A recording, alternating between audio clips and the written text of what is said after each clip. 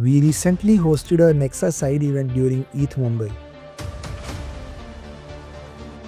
Right in the heart of South Mumbai, in the Fort area near the Taj Hotel. The energy was amazing. We met a lot of developers, especially people actively building in blockchain and crypto. Around 20 participants joined us directly, and many more from the ETH Mumbai crowd connected with us through the event. One of the key highlights was interacting with some of the best developers in the space, Amar Sinha and Utkarsh. Their presence and interest clearly showed that Nexa is attracting serious technical talent in the India. It is a strong signal. The developer ecosystem around Nexa is growing fast. But what made this event different was our focus. We didn't just talk about trading and speculation. We focused on something real, micropayments, and the payment gateways in Nexa. The goal is simple: to make Nexa usable in everyday life. For example, small shopkeepers, local merchants, and daily transactions. We also talked about Nexa market, like how you can buy Nexa using INR. So that is also a very big thing. And we also told how to make any website compatible with Nexa. So this is what is happening right now. Now is the time to build on Nexa. Now is the time to